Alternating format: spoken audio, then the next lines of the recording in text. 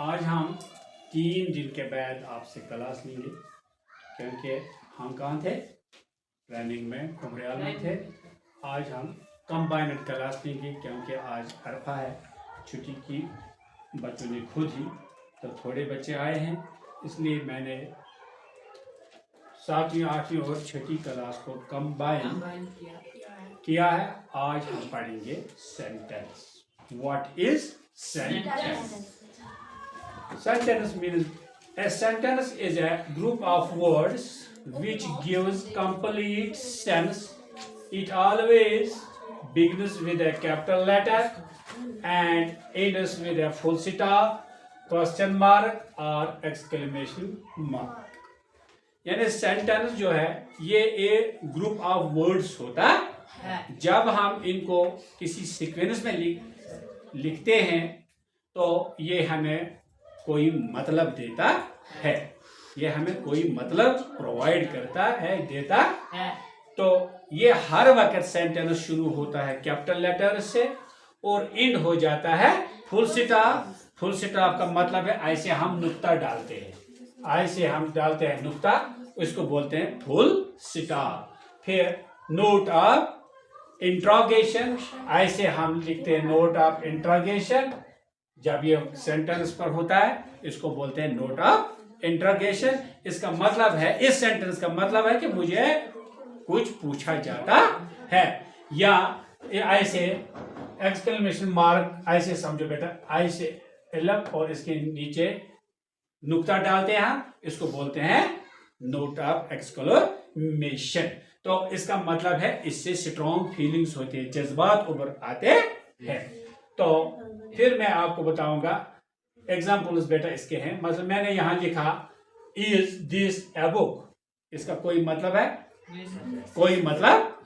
जब मैं इसको कंप्लीट सेंस में लाऊंगा तो मैंने यहां लिखा this is a book, this is a, इसका मतलब है, आपको समझ आया कि ये मास्टर जी हमें क्या बताता है? बुक का इशारा करता है कि ये एक किताब है। इसी तरह बेटा यहां है, मैंने लिखा राइजेस सन द ईस्ट इन, क्या बात आई समझ आपको?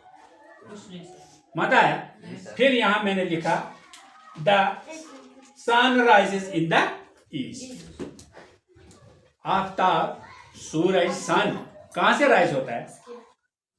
ईस्ट से होता है। ईस्ट मशरिक को बोलते हैं, अंग्रेजी में मशरिक को बोलते हैं ईस्ट। यानी कंप्लीट सेंस, इसका मतलब हमें समझ आया।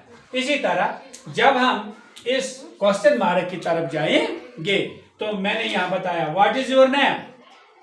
इससे, इस क्वेश्चन मार्क से आपको क्या पता चला कि मुझे कुछ पूछा जाता है, मुझे पूछगछ की जाती। आप है कौन? पहले तो आपसे क्या हम पूछते हैं? नाम पूछते हैं ना। आप है कौन? What is your name? What is your father's name? आपके बाप का नाम क्या है? आपके बाप का नाम क्या है? इसके बाद जब इसकी बारी आती है नोट ऑफ एक्सप्लेनेशन की, तो दैट मीन्स किसी को स्ट्रॉन्ग फीलिंग्स हो। मसलन यहाँ hurrah, hurrah, we won the match, ओ हमने मैच जीता, हमने मैच, ये खुशी का इजहार है ना। या आप रो रहे हैं कि हमने क्यों जीता? नहीं, खुश होते। जो दूसरी टीम होती है वो क्या होती है? परेशान होती है, हमें क्या हो गया। तो यहाँ ओह, किसी वक्त हम करते हैं अफसोस, ओह ही इज नो मोर, हाँ है, वो मर गया, वो मर गया। अब इसके बाद बेटा हम देखेंगे काइंड्स या टाइप्स ऑफ सेंटेंसेस। सेंटेंस के कितने किस्म है, कितने टाइप होते हैं। एक किस्म है बेटा, उसको बोलते हैं डिक्लेरेटिव सेंटेंस। क्या बोलते हैं? डिक्लेरेटिव सेंटेंस का मतलब है इट स्टेट समथिंग, ये कुछ हमें बताता है, और गिव्स इंफॉर्मेशन, या हमें कोई किसी चीज की इतला देता है। It ends with a full stop, और ये डिक्लेरेटिव सेंटेंस किससे एंड हो जाता है? फुल स्टॉप से। जो मैंने एक बताया कि जब हम कोई बात मुकम्मल करते हैं तो फिर उधर एक नुक्ता डालते हैं, उस नुक्ते को क्या बोलते हैं? Full stop. उसका मतलब है ये सेंटेंस जो बात मुझे कहनी थी उस बात को मैंने यहाँ क्लोज किया फुल स्टॉप से कि मैंने अब आपको बात अपनी समझाई। ठीक है, example, she is a good dancer. She is a good dancer, वो एक अच्छी गायिका है, वो एक अच्छी डांसर है, वो डांस करती है, नाचने वाली है, यहाँ सिंगर गायिका है। तो मैंने आपको ये बताया she is a good dancer, वो एक डांस करने वाली है, नाचने वाली। इससे बात आपको समझ आ गई। ठीक है,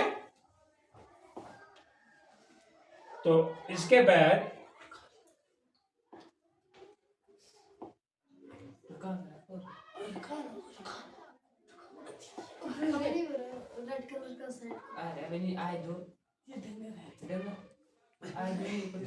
तो इसके बाद है बेटा इंट्रोगेटिव सेंटेंस।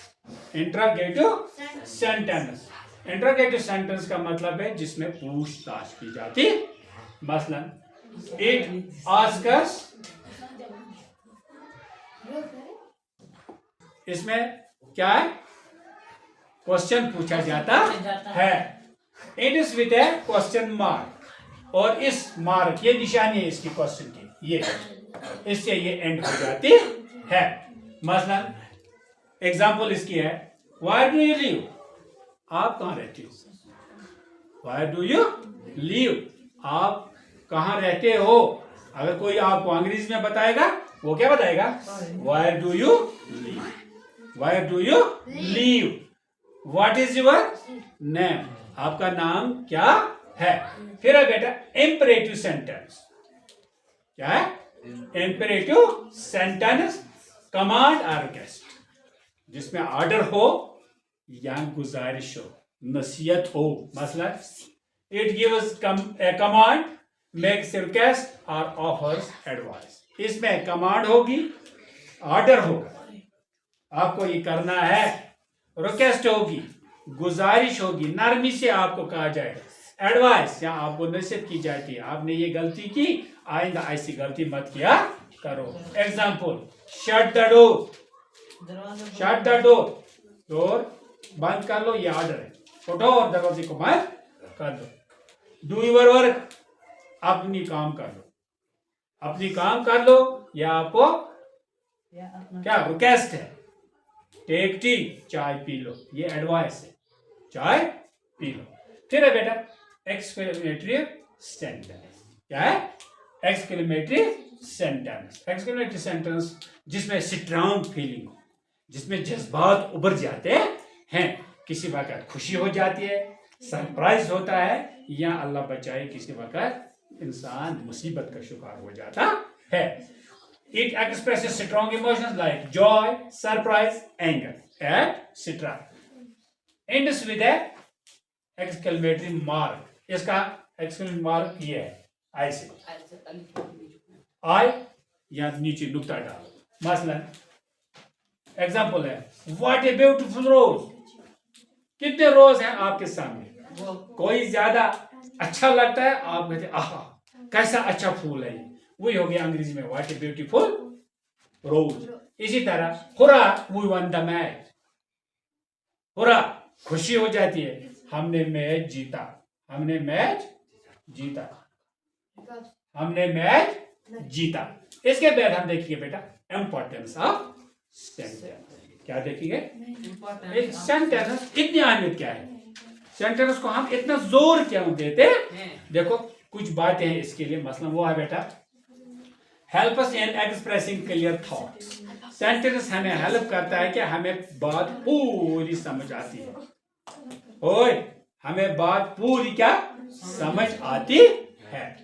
मसलन बिल्ड कम्युनिकेशन रिटन और स्पोकन, इससे कम्युनिकेशन तालमेल इंटरेक्शन हो जाता है, चाहे आप रिटन में लो या स्पोकन। मसलन इस लोग मैंने यहाँ लिखा भी और मैं आपके साथ बात भी करता, आपको ये बात समझ आती है, कम्युनिकेशन आपको मेरी बात समझ आती है, लिख के भी और बोल के भी। फिर है बेटा help us understand the tune और इंटेंशन ऑफ स्पीकर, और बात करने वाले का अंदाजे बयान और इसकी नीयत, इसकी चाहत का आपको पता चलता है। मेरे बोलने से ही आपको अंदाजा लगता होगा कि मास्टर जी हमें किस ढंग से पढ़ाता, आपको समझ आता है या नहीं है, मैं अच्छी तरीके से आपको समझाने में कामयाब हुआ हूं या नहीं हुआ हूं, ये आप तक है। लेकिन आपको मेरी ये इंटेंशन, मेरा ये इजहार करना, मेरी नीयत और मेरी जुबान का लहजा आपको समझ आ रहा है। Makes writing organised and meaningful.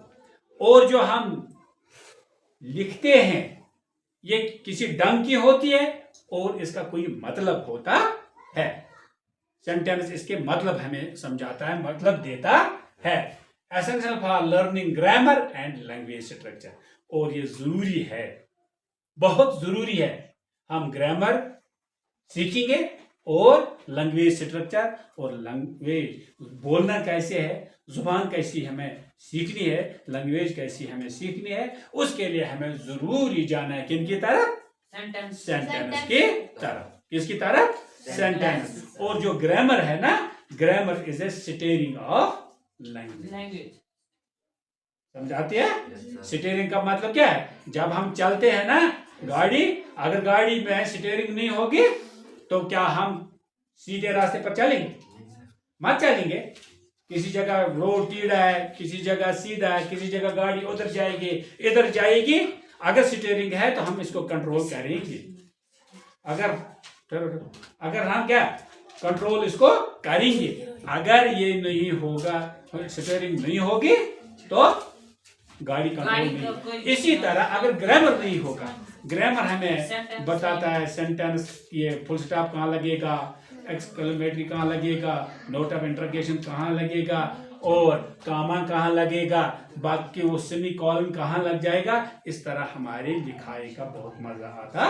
इसलिए हमें ग्रामर के साथ साथ फिर लैंग्वेज भी अच्छी तरह आती है, फिर लैंग्वेज को भी मजा आता है। तो इस तरह आज मैंने आपका ये टॉपिक सेंटेंस अच्छी तरीके से कोशिश की आपको समझाने की। फिर अब आपकी मर्जी है, आपको कैसे समझ आया, किस तरह नहीं आया समझ, ये आपकी मर्जी है, ये मुझे पता है।